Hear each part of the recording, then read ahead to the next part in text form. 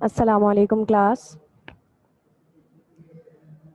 Welcome to biology class grade 9.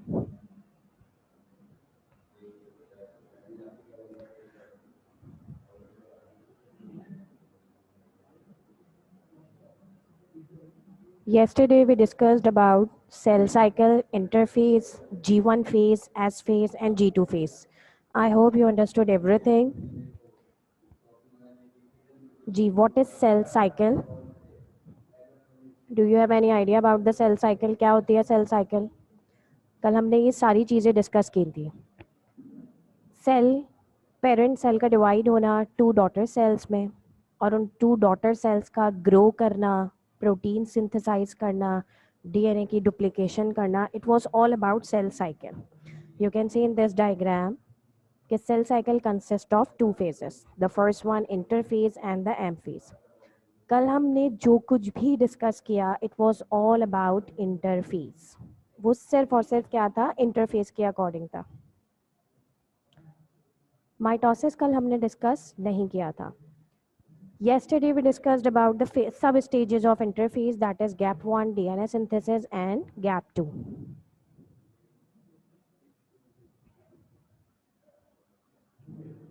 I am showing few diagrams again and you can see it. If you have any confusion you may ask queries. कल रामीन ने मुझसे एक question किया था और class जो है वो टाइमिंग उस वक्त ऑफ हो गए थे, that's why I couldn't reply. Question ये था कि सेल जब जी नॉट में एंटर होता है और हमने ये डिस्कस किया था कि कुछ सेल्स ऐसे होते हैं जो जी नॉट में एंटर होते हैं समटाइम्स कुछ घंटों के लिए और समटाइम्स फॉर एवर. तो अगर वो फॉर एवर हैं तो क्या उनमें डेथ हो सकती है, या कुछ टाइम के लिए हैं तो क्या उनमें डेथ हो सकती है? तो हुआ ये कि डेथ हो सकती है. So many times I have discuss Ramin के हर चीज़ को फनाए सिवाय अल्लाह की ज़ात के. ये तो फिर लिविंग सेल्स हैं. ऑर्गेनल्स की डिसफंक्शनिंग हो सकती है, ऑर्गेनल्स का कोई प्रॉब्लम हो सकता है, तो सेल डेथ पॉसिबल है. It was the answer, yes.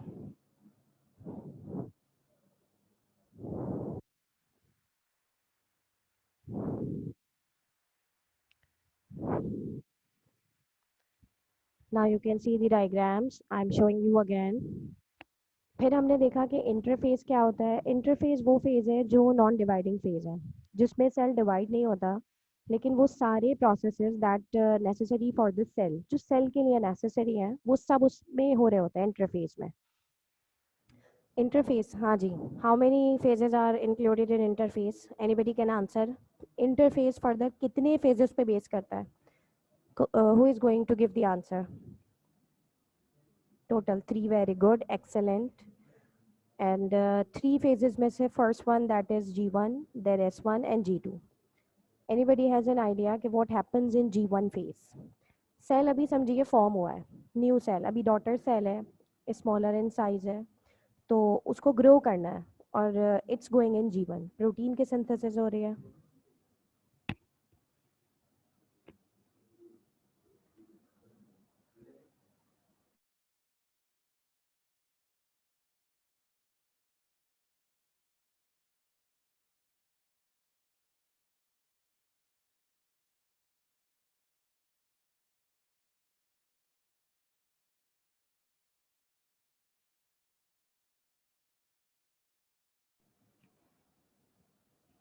Yes, we were discussing about the G phase, G1 phase.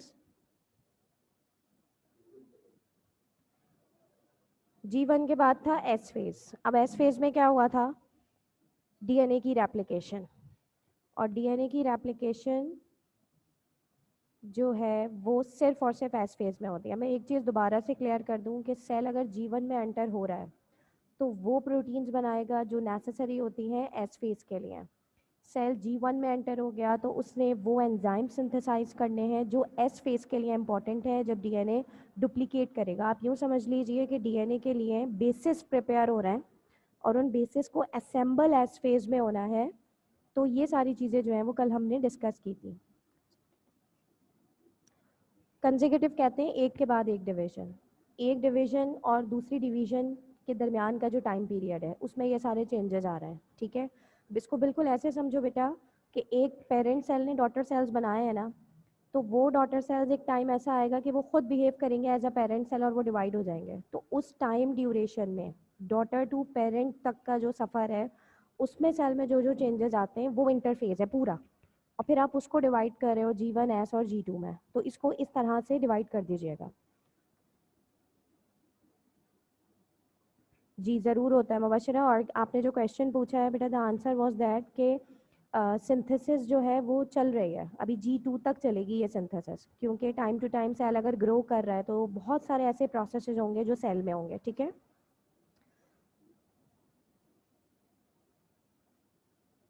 I am showing you these diagrams again, आप देख लीजिए, अपना कंसेप्ट क्लियर कर लीजिए, then we will go head.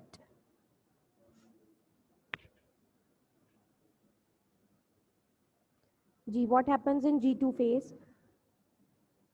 Anybody has an idea about the G2 phase? G2 phase वो phase है जिसमें interphase and होता है। इंटरफेज अगर एंड हो रहा है तो इट मीन्स कि सेल ने एंटर होना है एक नए स्टेज की तरफ, और वो है माइटोसिस। तो G2 में सेल खुद को प्रिपेयर करेगा माइटोसिस के लिए।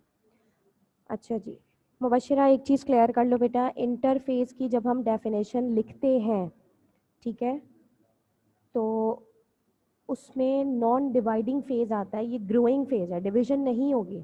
ठीक है, इंटरफेज में सेल डिवाइड नहीं होगा, सिर्फ और सिर्फ ग्रो करेगा, ग्रो करेगा और सिंथेसाइज करेगा। डिवीजन का आंसर बिल्कुल गलत है। हाँ, रेप्लिकेशन आप कह सकते हो कि ऑर्गेनल्स जो है वो रेप्लिकेट हो रहे हैं, साइटोप्लाज्म जो है उसका वॉल्यूम बढ़ जाएगा, सेल का साइज इंक्रीज हो जाएगा, बस ये होता है, नथिंग एल्स। ठीक है मुबशिरा, डिवीजन नहीं है बेटा, ये क्लियर कर लीजिएगा। हाँ, ऐसा पॉसिबल है कि सेल में कुछ ऐसे प्रॉब्लम्स आ जाते हैं, या ओवर ग्रोथ, बहुत ज़्यादा इनफ सेल्स हो गए, नंबर ऑफ सेल्स या सेल काउंट ओवर अनलिमिटेड हो गया, बहुत इंक्रीज हो रहा है कि उसके लिए चेक एंड बैलेंस रखना है ना, तो cell sometimes enter into the G naught phase.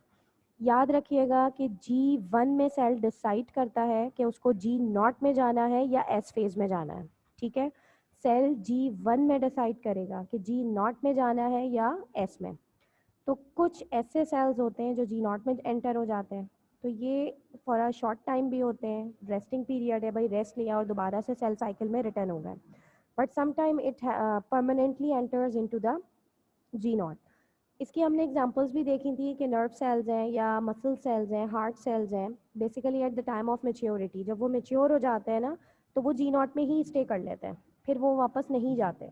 Metabolic activities होती रहेंगी, एनाबॉलिज्म, कैटाबॉलिज्म, ये सब कुछ चलता है, लेकिन सेल दोबारा से जो है वो डिवाइड नहीं होता।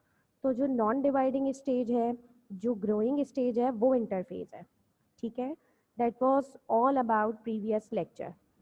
तो अगर सेल साइकिल में दो स्टेजेस हैं, एक हमारा कंप्लीट है interphase, let's come to the next stage and that is mitosis. जी, what is mitosis? Do you have any idea about the mitosis? I am waiting for your replies. Yes, who is going to give the answer? What is mitosis? अच्छा, मुझे ये ज़रूर बताइएगा कि body के किन किन सेल्स में माइटोसिस होता है, ताकि ये जब आप स्टार्ट करें तो आपके जहन में कुछ पॉइंट्स क्लियर हो रिगार्डिंग दिस।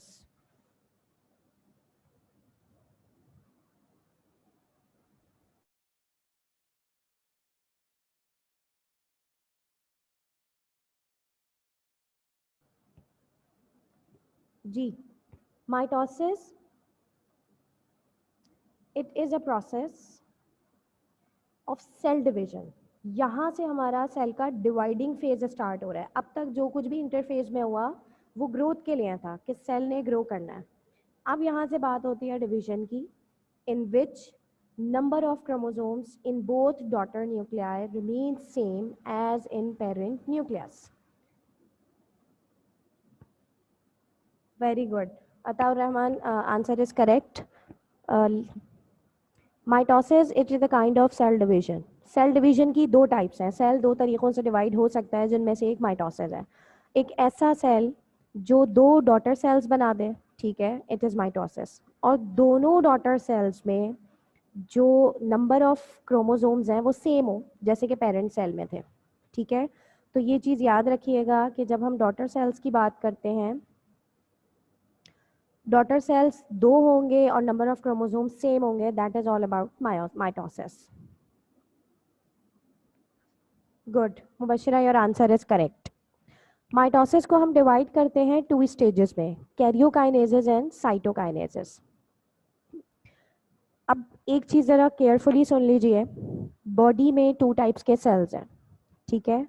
एक वो सेल्स हैं जो सोमैटिक सेल्स कहलाते हैं, ओवरऑल ब्लड सेल्स हैं, लिवर सेल्स हैं, किडनी सेल्स हैं, through out the body skin है, जो भी है सोमैटिक है।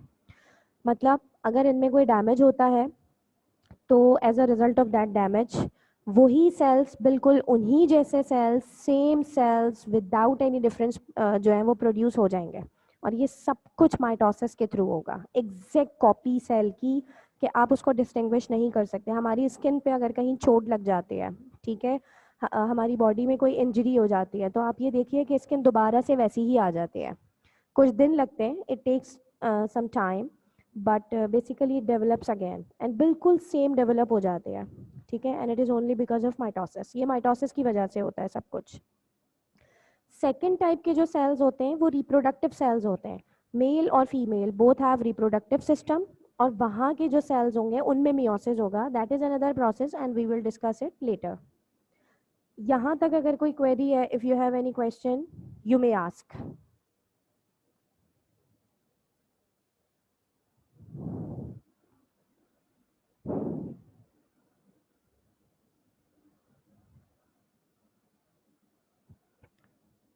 Before going to start mitosis, the process of mitosis, let me show you something. Now you can see a single cell. यहाँ पे आपको एक single cell नज़र आ रहा है, ठीक है, this one. आप carefully देखें, जो single cell है, इसका जो nucleus है,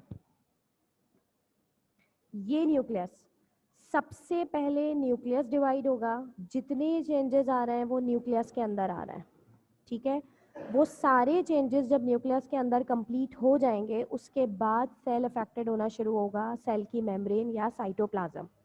इसका मतलब ये हुआ कि माइटोसिस को हमने डिवाइड कर दिया 2 टाइप्स में।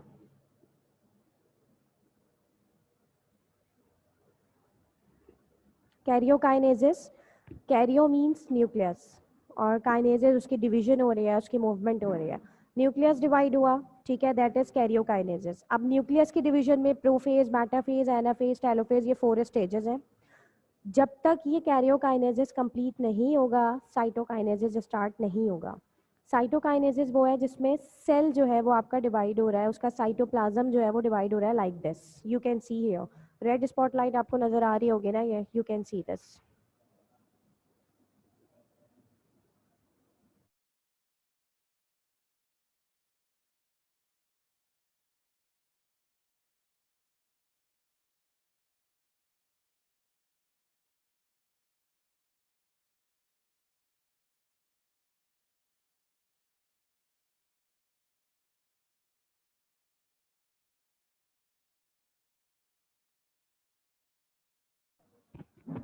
अच्छा शायान, बेटा आपको स्क्रीन शेयर नहीं हो रही है क्या? आपको मेरा लेक्चर नज़र नहीं आ रहा? आप मुझे ज़रा रिप्लाई कीजिए। स्क्रीन शेयर हो रही है ना मेरी? आपको लेक्चर्स नज़र आ रहे हैं सारे?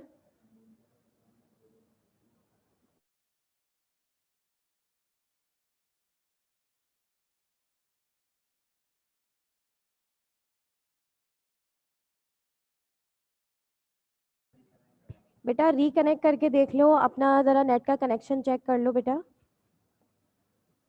क्योंकि आपका नेट का इशू आ रहा है। स्क्रीन यहाँ से तो बिल्कुल क्लियर है, everything is okay here.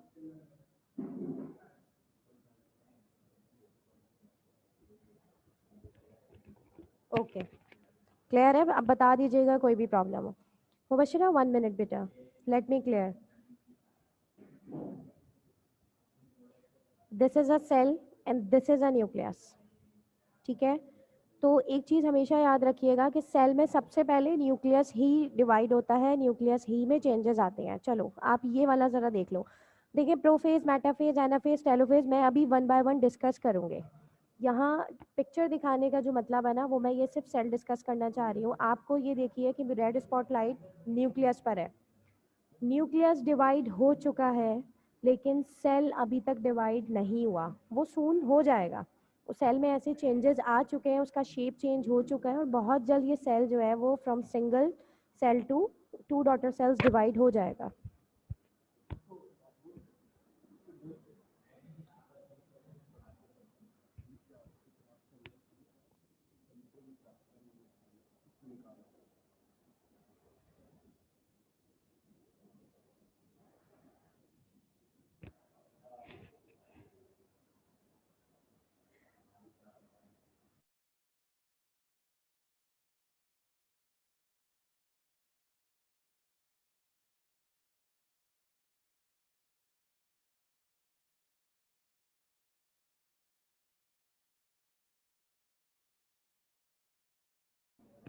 Now you have got an idea कि फर्स्ट न्यूक्लियस डिवाइड होगा और फिर सेल डिवाइड होगा। ठीक है,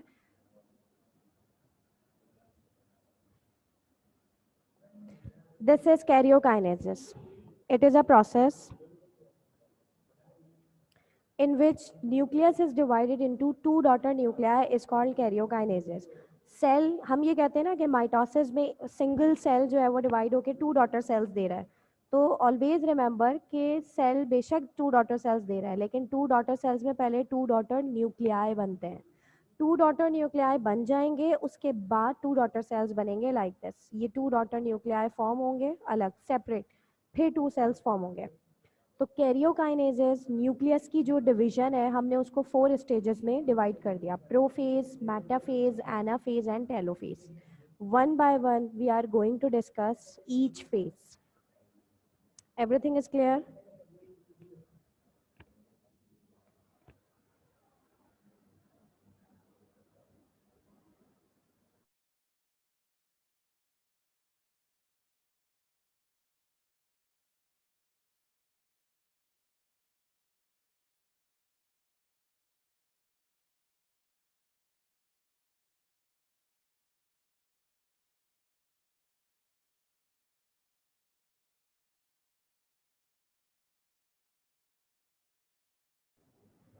ठीक है, let's see prophase. In this phase, coiling of chromosomes starts and their length decreases, but diameter increases. It means that chromosomes become shorter and thicker. The process is called condensation. अब ज़रा सुनिएगा, problem यहाँ पे ये आती है कि prophase largest phase होता है मेटाफेज का। प्रोफेज में कोई एक काम नहीं हो रहा, बल्कि मल्टीपल टास्क होते हैं जो प्रोफेज में हो रहा है। तो स्टेप बाय स्टेप जो है वो हमें देखने हैं उनमें क्या क्या चीज़ें हो रही हैं।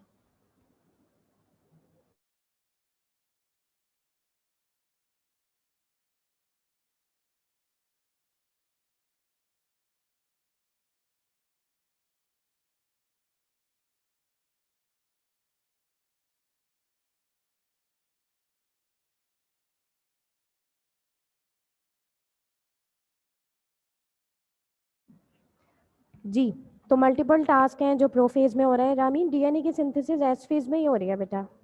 ठीक है, वो मैं भी तुम्हें क्लियर करती हूँ कि जहाँ आप कंफ्यूज हो रही है ना, आई गॉट योर पॉइंट। ठीक है, मुझे थोड़ा सा आगे बढ़ने दो, फिर मैं बताती हूँ। माइटोसिस के एंड तक आप अपना क्वेश्चन रिपीट कर देना, मैं वैसे याद रखूँगी, फिर मैं आपको इसका रिप्लाई करती हूँ। तो आप लोगों को एक बात मेरी ये याद है कि हमने एक चीज़ डिस्कस की थी कि जब सेल ग्रो करता है उस वक्त अगर आप उसको माइक्रोस्कोप में ऑब्जर्व करते हैं तो you can never see chromosomes cell में। ठीक है, but at the time of cell division chromosomes slightly appear होना शुरू होता है। यहाँ पे देखिए, ये दिस इज अ न्यूक्लियस और अंदर आपको कुछ हल्का सा कुछ कंडेंसेशन सी फील हो रही है। क्रोमोसोम्स कुछ विजिबल होना शुरू हो चुके हैं। ठीक है, तो इसका मतलब ये हुआ कि जिस टाइम सेल ग्रो कर रहा है उस टाइम पे हमें क्रोमोसोम्स विजिबल नहीं होते हैं, लेकिन क्योंकि अब माइटोसिस स्टार्ट हो चुका है, प्रोफेज जो है वो स्टार्ट हो गया है, तो क्रोमोसोम्स आहिस्ता आहिस्ता हमें नज़र आने शुरू होंगे।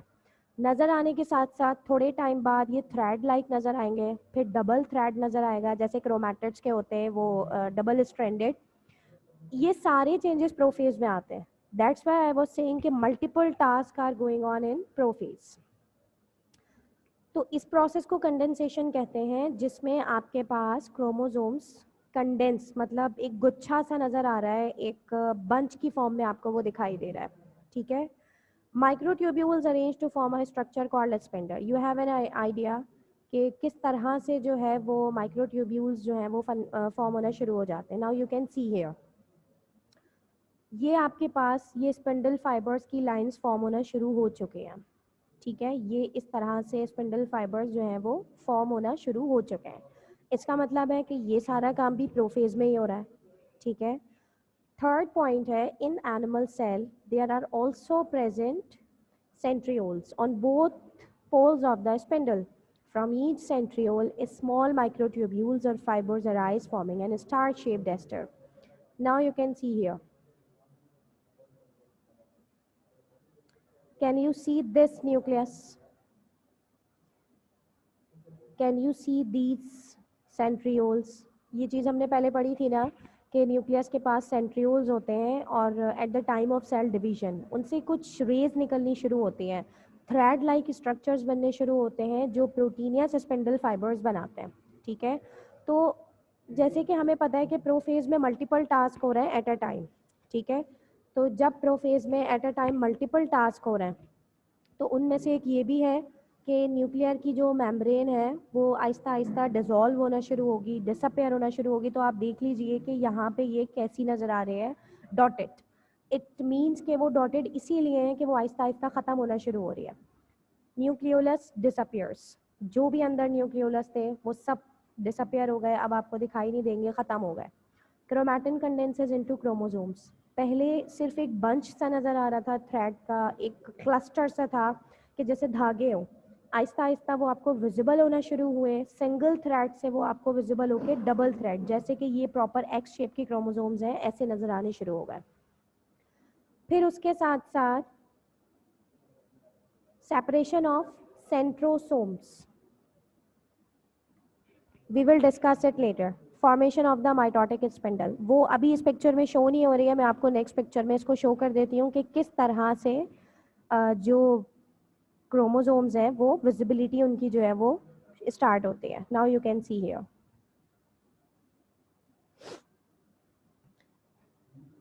यहाँ से ये जो क्रोमोसोम्स सेंट्रियोल्स हैं, इनसे आप देखें येलो कलर की जो लाइंस अराइज होना शुरू हुई हैं, ये स्पिंडल फाइबर्स की फॉर्मेशन है। ये आहिस्ता आहिस्ता फॉर्म होना शुरू होंगी। ये सारे जो न्यूक्लियर मेम्ब्रेन है ये डिज़ोल्व हो जाएगी, और आप देख सकते हैं कि किस तरह से ये पूरे स्कैटर्ड होंगे सेंट्रल प्लेस में, और क्रोमोसोम्स जो है वो इनके बीच में आ जाएंगे, ठीक है। ये सब कुछ किस में हो रहा है, प्रोफेज में। मैं आपको 15 सेकेंड्स दे रही हूँ, you can see this diagram again.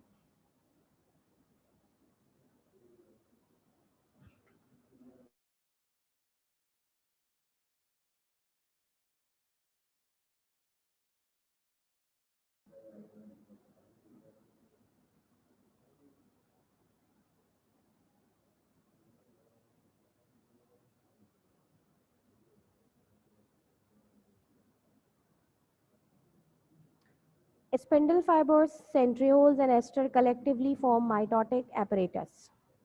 In plants, this apparatus is made up of only spindle fibers, as esters are absent in these plants. We have discussed it before कि ये जो spindle fibers होते हैं basically centrioles जो है वो form करते हैं spindle fibres, and centrioles are present in animal cell. So हमने डिस्कस किया था कि प्लांट सेल में ये एब्सेंट होते हैं, लेकिन प्लांट सेल में न्यूक्लियस के पास ही कुछ ऐसी प्लेस होती है जहाँ पे ऐसे प्रोटीन्स हैं जो स्पिंडल फाइबर्स बनाते हैं। हाँ, एस्टर्स फॉर्म नहीं होते। Now I show you the what are asters. मैं आपको दिखा देती हूँ कि एस्टर्स क्या होते हैं। बेटा देखिए, ये जो लाइंस आ रही है ना, ये बेसिकली फॉर्म करेंगी स्पिंडल फाइबर्स। लेकिन इसके ऊपर भी कुछ आपको छोटी छोटी सी लाइंस नज़र आती हैं। Basically centrioles in from 4 directions वो कवर्ड होता है इन स्मॉल लाइंस से, ठीक है। और जब वो इन स्मॉल लाइंस से कवर्ड होता है, ये जो ऊपर स्मॉल 4 लाइंस हैं, ये जो है वो हमारे पास एस्टर्स कहलाते हैं। ये सब प्रोटीन इन नेचर होते हैं और हेल्प करते हैं उसकी डिवीजन में, ठीक है। तो इस डायग्राम को ज़रा गौर से देखिए और मेरी रेड लाइट को। ये G1 सिंथेसिस एंड G2, ये पूरा एरिया था वो जहाँ जो हमने इंटरफेस में पढ़ के आए। अब हम इस फेज पर हैं, प्रो फेज। तो प्रो फेज में आप देखो कि कितने सारे फंक्शंस जो है वो एट अ टाइम हो रहा है, ठीक है। Nuclear membrane is broken down, nucleolus disappears and chromosomes scatter over the spindle fibers. Nuclear membrane dissolve हो गई है, बिल्कुल ख़त्म होना शुरू हो गई है और स्पिंडल फाइबर्स बन गए। Each chromosome consists of two similar thread-like structures called chromatids. These chromatids are united to each other by means of centromere. Now you can see here. Prophase जिसमें मल्टीपल टास्क हो रहा है, I repeat कि prophase में आपके पास जो है वो क्रोमोसोम्स विजिबल होना शुरू होंगे, जो उससे पहले विजिबिलिटी नहीं थी। विजिबल होने के साथ साथ पहले वो आपको एक थ्रेड लाइक स्ट्रक्चर दिखेंगे और बाद में ऐसे complete x shape double stranded chromosomes visible हो जाएंगे। उसके साथ ही न्यूक्लियस की जो ये मेम्ब्रेन है, जिसको हमने न्यूक्लियर एनवलप कहा था, न्यूक्लियर मेम्ब्रेन कहा है, ये डिसअपियर होना शुरू हो जाती है, या आहिस्ता आहिस्ता डिज़ोल्व ख़त्म हो जाती है बिल्कुल।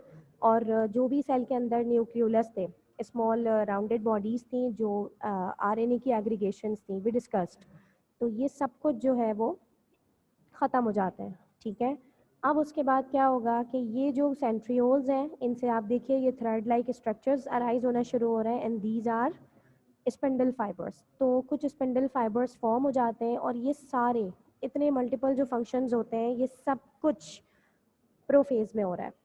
यहाँ तक अगर आपको कोई प्रॉब्लम है, कोई कंफ्यूजन है, तो you may ask your question, I am waiting.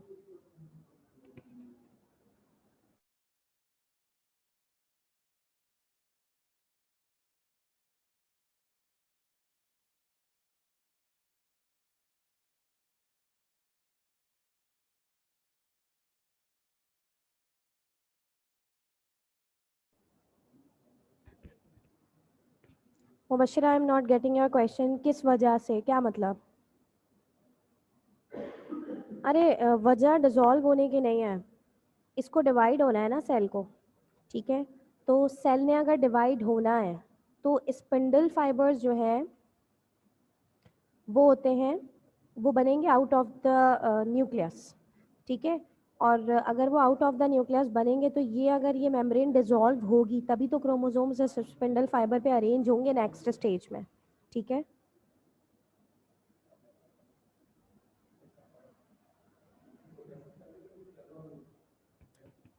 अच्छा स्टूडेंट्स, आप में से कोई भी कैमरा ऑन ना करें, इस चीज़ का ख्याल रखिएगा ज़रा नेक्स्ट टाइम।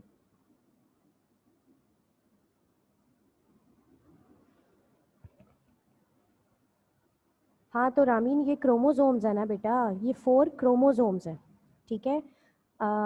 ये प्रोसेस कंप्लीट होने दो। आपकी जो कंफ्यूजन है ना वो मैं समझ गई हूँ कि क्या है। देखो ये डबल थ्रेड है ना, डबल स्ट्रैंड। जब सेल न्यू बनेगा ना, डॉटर सेल, उसमें ये सिंगल स्ट्रैंड जाएगी और वो भी बिहेव करेगी एज अ क्रोमोसोम। इस वजह से वो भी क्रोमोसोम है लेकिन वो सिंगल स्ट्रैंड है, तभी वो डुप्लीकेट होता है, ताकि वो डुप्लीकेट होके ऐसा बना दे डबल स्ट्रैंडेड। ये डबल स्ट्रैंडेड क्रोमोसोम्स आप यूँ समझ लें कि सेल की मेच्योरिटी को शो कर रहा है कि सेल जो है वो प्रॉपरली ग्रो कर चुका है और वो मेच्योर हो गया है। और उसमें ये एबिलिटी है कि अब वो डिवाइड होकर अपने डॉटर सेल्स दे। अगर वो खुद अब डिवाइड होगा ना, तभी तो इनको ये डिवाइड होके सिंगल सिंगल जाएंगे। चलो रामीन, अपना एक ये ज़रा क्लियर कर लो। यहाँ इस डायग्राम में आपको 4 क्रोमोसोम्स नज़र आ रहा है, 1 2 3 4। हम ये कहते हैं कि माइटोसिस में इस पेरेंट सेल से जब 2 डॉटर सेल्स बनेंगे तो नंबर ऑफ क्रोमोसोम सेम होने चाहिए, ठीक है। आप इस डबल स्ट्रैंड को जब कन्वर्ट करोगे ना सिंगल में, ये 4 और 4, तो वो 4 एक में जाएंगे, 4 एक में, ये चीज़ जो है ना वो खुल जाती है, इसकी ये डिटैच हो जाती है। नाउ क्लियर है अब? ये अभी आगे स्टेजेस आप देख लीजिए, फिर आपको और अच्छे से क्लियर हो जाएगा। नेक्स्ट स्टेज है हमारा मेटाफेज। जी, मेटाफेज में the chromosomes arrange themselves on the equator of the spindle to form an equatorial plate. In this condition, chromosomes become more visible. The chromosomes are attached at their centromere to one spindle fiber from each pole.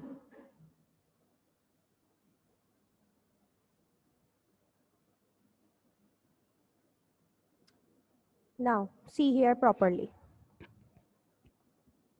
अब ज़रा carefully आप ये spotlight देख लीजिएगा, ये किधर है? ये हैं सेंट्रियोल्स, यू कैन सी। ये जो लॉन्ग ये रेज अराइज हो रहे हैं, जो आपको एक थ्रेड लाइक स्ट्रक्चर्स हैं, ये सब हमारे पास हैं स्पिंडल फाइबर्स। नेक्स्ट आपके पास ये देखो अपर साइड पे स्मॉल रेज हैं, दीज आर एस्टर्स, ये एस्टर्स होते हैं। अब आपके पास जो नेक्स्ट फेज है, देखो प्रो फेज तक ये फॉर्म जरूर होता है, लेकिन क्रोमोसोम्स अरेंज नहीं होते हैं। अब जो क्रोमोसोम्स हैं वो अरेंज हो रहे हैं स्पिंडल फाइबर्स पे। आपको एक सीक्वेंस नज़र आ रहा होगा, आपको एक प्रॉपर वे मिल रहा है कि किस तरह से जो क्रोमोसोम्स मिलके बनते हैं दो क्रोमैटिड्स से, और दो क्रोमैटिड्स आपस में अटैच्ड होते हैं सेंट्रोमेयर।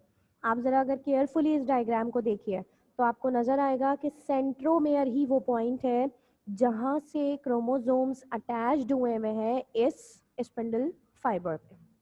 Now got it? जरा केयरफुली इस डायग्राम को देख लीजिए।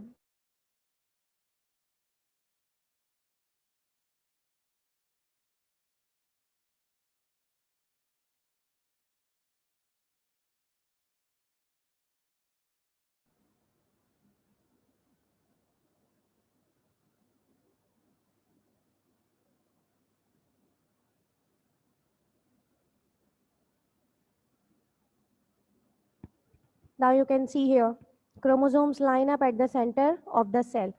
आप कोई सी भी डायग्राम देखें, हर डायग्राम का एक ही कंसेप्ट है कि मेटाफेज इंतहाई शॉर्ट फेज होता है, शॉर्टेस्ट फेज होता है, जिसमें सिर्फ और सिर्फ क्रोमोसोम्स की अरेंजमेंट होती है स्पिंडल फाइबर्स पे। और क्रोमोसोम्स एक ख़ास तरह से अरेंज होते हैं स्पिंडल फाइबर्स पे, और वो स्पेसिफिक चीज़ क्या होती है उनका? Centromere. This one is centromere, the central part of the chromosomes, जहाँ से वो अटैच होते हैं स्पिंडल फाइबर्स से। Now you can see here as well. Now everything is clear, you don't have any confusion?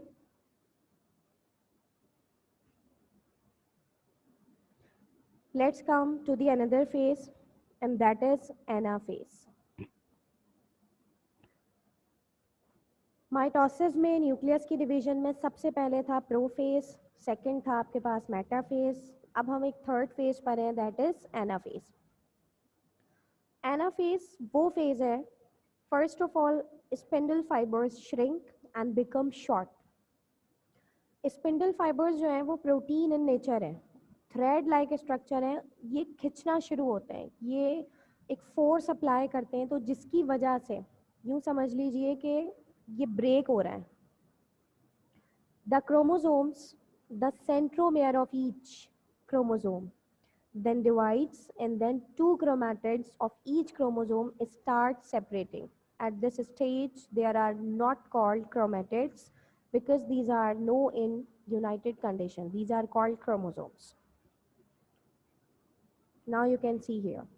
अभी तक तो ये स्पिंडल फाइबर्स के थ्रू अटैच थे ना इस सेंट्रोमेयर के साथ, लेकिन जब स्पिंडल फाइबर्स में कॉन्स्ट्रिक्शन डेवलप हुई, वो खिंचना शुरू हुए, वो श्रिंक होना शुरू हुए, तो हुआ क्या कि जो सेंट्रोमेयर का पॉइंट था वहाँ से क्रोमोसोम्स डिटैच हो गए। आपको ये बात क्लियर है कि क्रोमोसोम्स मिलके बनते हैं दो क्रोमैटिड से, और वो क्रोमैटिड्स अब यहाँ बिहेव करते हैं एज अ सिंगल क्रोमोसोम। ठीक है, you can see here, it's more clear.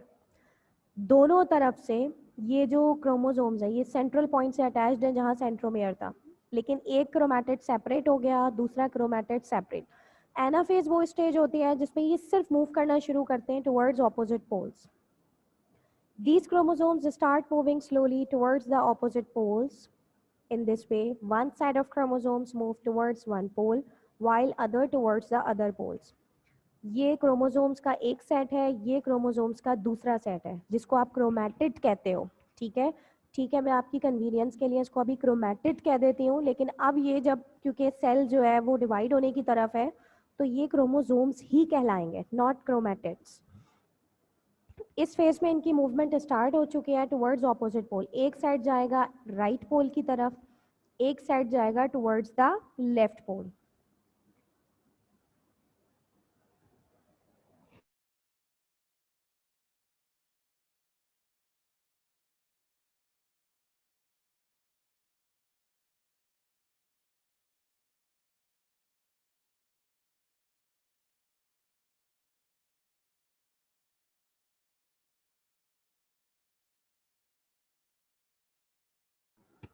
I think you have got the idea.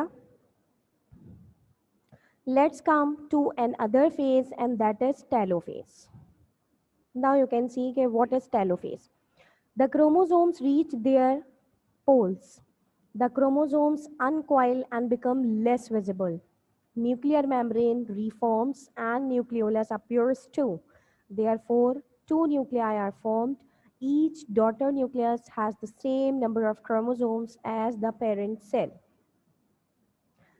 जिस तरह से आपने प्रोफेज में देखा कि मल्टीपल टास्क हो रहे हैं, आप यूँ समझ लीजिए कि अगर हम ये कहें कि prophase basically is the reverse phase of the telophase, तो वो गलत नहीं होगा. टेलोफेज में वो सब कुछ हो रहा होता है जो रिवर्स होता है प्रोफेज का. ये दोनों फेजेस एक दूसरे के रेसिप्रोकल हैं. टेलोफेज में आहिस्ता आहिस्ता एनाफेज जो अभी आप देख रहे थे ना, उसमें सिर्फ मूवमेंट स्टार्ट होती है. ठीक है, टेलोफेज वो फेज है जिसमें आपके जो क्रोमोसोम्स हैं, जो सिंगल स्ट्रैंडेड क्रोमोसोम्स हैं, वो अपने पोल्स पे पहुंच जाते हैं. अगर वो अपने पोल्स पे पहुंच गए, तो पोल्स पे पहुंचने के बाद आहिस्ता आहिस्ता आप ये देख रहे हैं कि स्पिंडल फाइबर्स जो है वो ख़त्म होना शुरू होंगे और ये एक डॉटेड लाइन आना शुरू हो गई. इसका मतलब ये हुआ कि क्योंकि क्रोमोसोम्स अपनी जगह पे पहुंच गए हैं, तो यहाँ पे जो डॉटेड लाइन है उसने न्यूक्लियर मेम्ब्रेन की रीफॉर्मेशन स्टार्ट कर दिया है. इट मींस सेल डिवीजन की तरफ काफ़ी आगे बढ़ चुका है और सेल में दो डॉटर न्यूक्लियाई फॉर्म हो चुके हैं. तो आहिस्ता आहिस्ता ये मेम्ब्रेन रीग्रो करती है, रीडेवलप होती है, ताकि जो है वो टू डॉटर न्यूक्लियाइज जो हैं वो फॉर्म हो जाए. Now you can see here, this is telophase. New nuclear envelope forms. आप देख सकते हैं कि सिंगल जो थ्रेड लाइक स्ट्रक्चर्स हैं जिनको हम क्रोमैटिड्स कहते हैं, उसके अराउंड में डॉटेड न्यूक्लियर मेम्ब्रेन जो है वो फॉर्म होना शुरू हो गई है. Chromosomes unfold, become into the chromatin. ये जो हमारा क्रोमैटिन है, ठीक है, लेकिन इस वक्त ये हमारा जो है वो क्रोमोसोम्स कहलाएगा. इस चीज़ को मैं अभी आपको दोबारा से डिस्क्राइब करती हूँ, क्योंकि मैं आपको सारे स्टेजेस एक साथ डिफरेंट पिक्चर्स में शो कर देती हूँ. Nucleoli reappear. ठीक है, न्यूक्लियोलाई जो है वो रीअपियर होना शुरू होते हैं. Cell continues to elongate. Cell जो है वो इलोंगेट होना शुरू हो रहा है. आपने देखा था ना कि स्पिंडल फाइबर्स जो है वो ख़त्म होना शुरू हो रहा है, इसमें न्यूक्लियर की मेम्ब्रेन जो है वो बननी शुरू हो रही है. साथ में जो है वो सेल का जो है ना वो इलोंगेट हो रहा है, ताकि साइटोप्लाज्म टू इक्वल हाफ में डिवाइड हो जाए. ठीक है, यहाँ तक कोई प्रॉब्लम है तो पूछ लीजिए. यहाँ पे ख़त्म हो गई न्यूक्लियस की डिवीजन, यानी जो कैरियोकाइनेजेस आपने पढ़ा था प्रोसेस, वो ख़त्म. I repeat,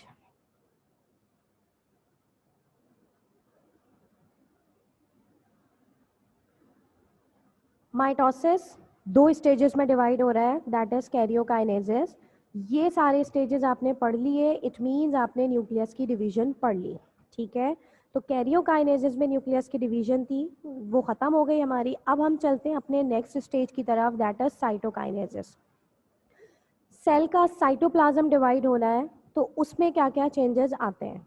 now you can see here.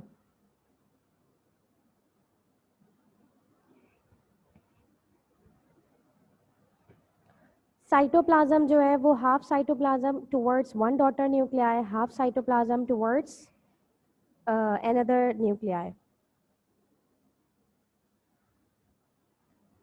Yes, 1 minute.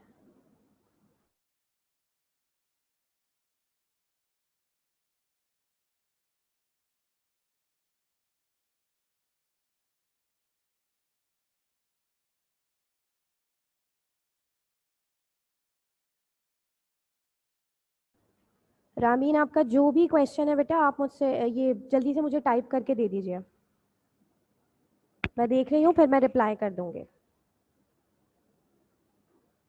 Cytokinesis देखते हैं. The division of cytoplasm is called cytokinesis. Cyto आपका रेफर करता है साइटोप्लाज्म, ठीक है. सेल जो है वो डिवाइड होने वाला है और उस साइटोप्लाज्म की movement basically it begins at the last stage of nuclear division. जहाँ पे न्यूक्लियस दो डॉटर न्यूक्लियाई में डिवाइड हो गया, उसके फ़ौरन बाद हमारा जो साइटोप्लाज्म है उसने डिवाइड होना है.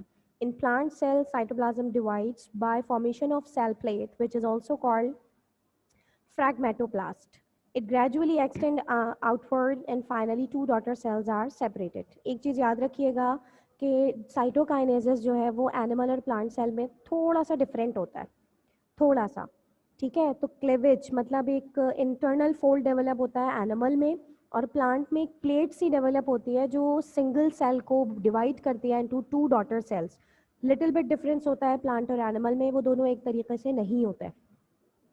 In animals, cytoplasm divides by furrowing. During this, there occurs inward pinching of cell membrane, resulting into two daughter cells.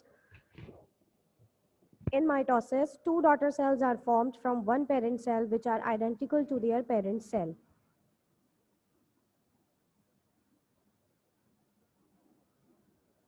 Okay, now you can see here. Nuclear membrane complete form हो गई है, ठीक है. जो cytokinesis karyokinesis में शुरू हुई थी, टेलोफेज में जो बननी शुरू हुई थी लास्ट स्टेज में, बिल्कुल अब आप देख सकते हैं कि two daughter nuclei completely form हो चुके हैं. साथ साथ जो भी साइटोप्लाज्म था वो भी हाफ में डिवाइड होना शुरू हो गया. आप देख सकते हैं कि किस तरह से ये सेल जो है वो इनसाइड जो है वो मूव करना शुरू कर रहा है और किस तरह से जो है वो डिवीजन स्टार्ट हो रही है.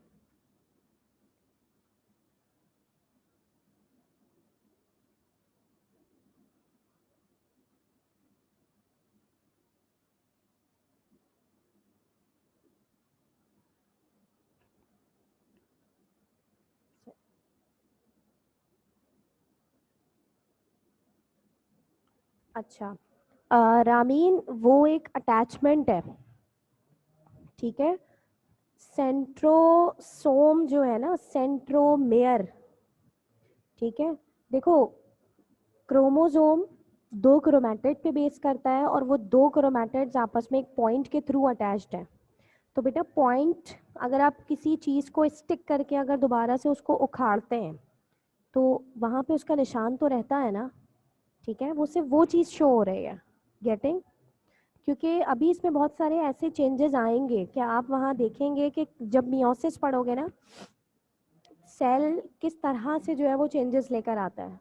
आप ज़रा अच्छे से इसको दोबारा से देख लो. क्रोमोसोम्स डिटैच हो रहा है, ठीक है. क्रोमैटिड सेपरेट हो रहा है. वो chromatid as a single chromosome behave ज़रूर करेगा, लेकिन किसी ना किसी पॉइंट से तो वो अटैच्ड होगा ना.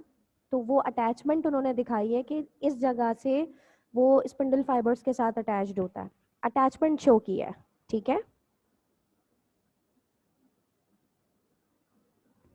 नाउ यू कैन सी ये क्लेवेज होते होते होते किस तरह से सेल जो है वो टू डॉटर सेल्स में डिवाइड हो गया.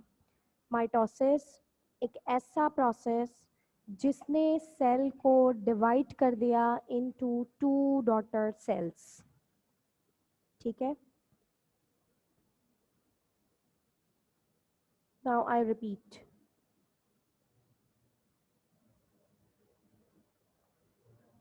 अब आप ज़रा ये डायग्राम देख लीजिए एवरीवन. फर्स्ट आपकी जो डायग्राम है प्रोफेज की, इसमें आपके पास 4 क्रोमोसोम्स हैं, ठीक है. सेकंड में 4, लेकिन डबल स्ट्रैंडेड. थर्ड में एनाफेज में आपके पास सिंगल स्ट्रैंडेड हो गए लेकिन 4. और टेलोफेज में आके हैं अंदर 4 ही. मैं एक और डायग्राम में शो कर देती हूँ. ठीक है, लेकिन सिंगल स्ट्रैंडेड। अब ज़रा रामीन और बाकी स्टूडेंट्स भी देख लीजिए, क्योंकि रामीन ने मुझसे क्वेश्चन किया था, मैं यहाँ रिप्लाई देना चाहूँगी कि ये वाली जो डायग्राम्स आप देख रहे हैं ना, ठीक है, 4 क्रोमोसोम्स हैं डबल स्ट्रैंडेड, फिर डबल स्ट्रैंडेड 4 क्रोमोसोम्स, अब वो डिटैच हो गए। ठीक है, तो आप ज़रा इस डायग्राम को अगर गौर से देखें तो आपको आइडिया होगा कि जो डॉटर न्यूक्लियाई हैं, यहाँ पे ये 4 आए single stranded chromosomes, single stranded chromosomes 4। I mean S phase में जो डीएनए की डुप्लीकेशन होगी ना, वो इसकी होगी, ये डबल स्ट्रैंडेड होंगे ताकि ये ऐसे क्रोमोसोम्स बन सके। ठीक है, अभी ये डॉटर सेल्स हैं, अभी इनको ग्रो करना है, अभी इन डॉटर सेल्स को जो है इनका साइज बढ़ना है। तो ये जो माइटोसिस है ये सिर्फ डिवीजन के लिए है। पेरेंट सेल डिवाइड होकर 2 डॉटर सेल्स देते हैं। हमने कहा कि क्रोमोसोम्स जो है वो नंबर ऑफ क्रोमोसोम्स सेम रहते हैं, तो वो सेम ऐसे ही रहेंगे कि डबल स्ट्रैंडेड अगर 4 है तो वो सिंगल स्ट्रैंड की फॉर्म में जाके 4 हो जाएंगे। ठीक है, लेकिन होगा क्या कि जब वो सिंगल स्ट्रैंड की फॉर्म में जाके 4 हो जाएंगे, तो फिर जब सेल ग्रो करना शुरू कर रहा है, मतलब माइटोसिस के बाद अगेन सेल ने एंटर होना है इंटरफेज में। तो इंटरफेज तो नॉन डिवाइडिंग फेज था, इंटरफेज तो ग्रोइंग फेज था, जिसमें हमने क्या देखा कि सेल में जो है वो सर्टेन चेंजेस आना शुरू हो रहे हैं। तो वहाँ पे जो डुप्लीकेशन हो रही है ना, वो ये हो रही है कि ये जो अगर डुप्लीकेट कर रहा है तो वो उसको करेगा, जो सिंगल स्ट्रैंड है वो डबल हो जाएगी, कॉम्प्लीमेंट्री जो डीएनए की स्ट्रैंड है वो उसके साथ बनेगी, ताकि जब ये सेल्स बड़े हो जाएं, इनका साइज इन्हांस हो जाए, ये मैच्योरिटी गेन कर लें और ये बिहेव करें एज अ पेरेंट और डिवाइड हो, तो इनमें इतनी एबिलिटी हो कि ये अपने नंबर ऑफ क्रोमोसोम्स हाफ जो है वो अपने डॉटर सेल्स को दे सकें। मुझे ये बताइए कि everything is clear till here, you don't have any question?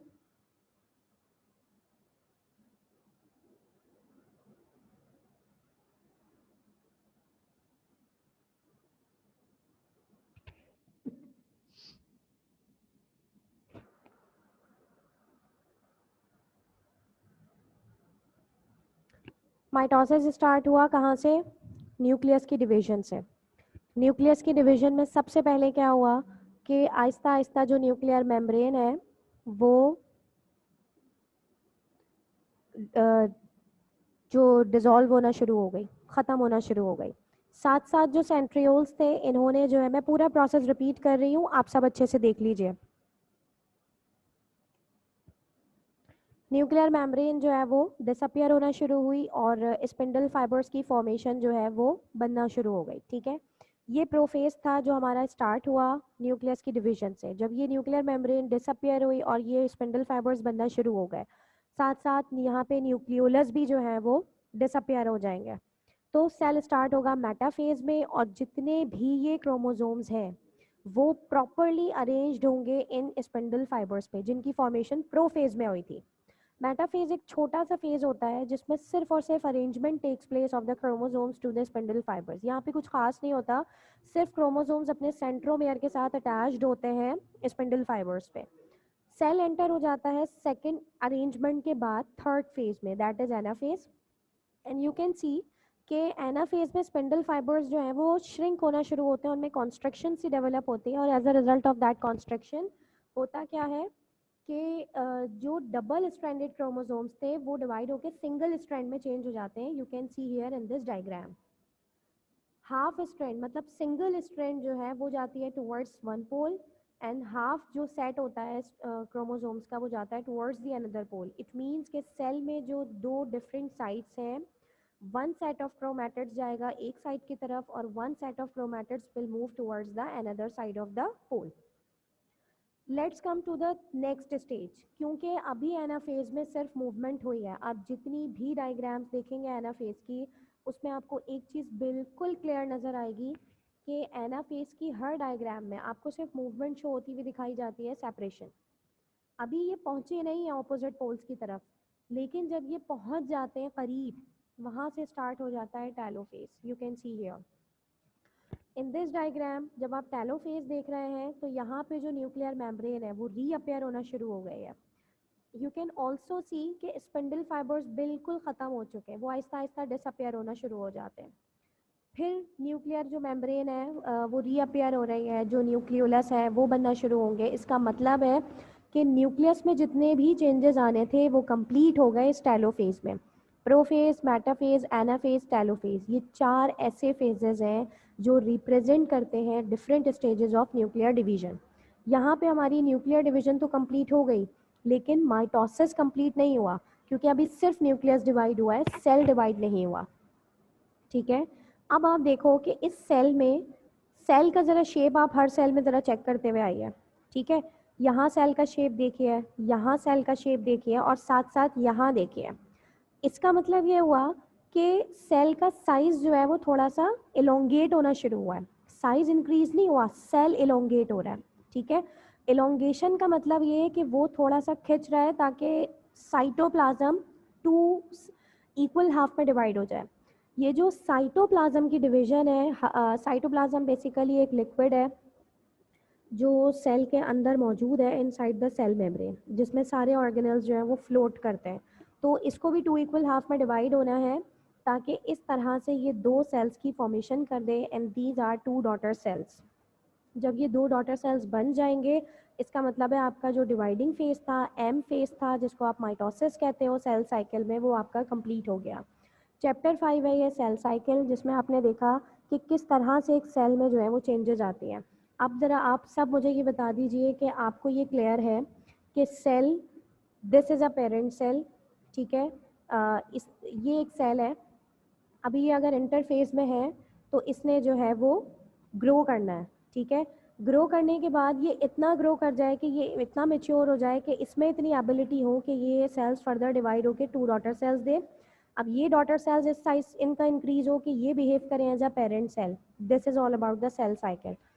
Ji, do you have any confusion? Time is up. Inshallah, we will continue our class in next week.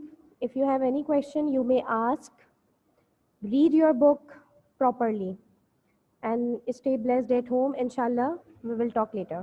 Assalamu alaikum.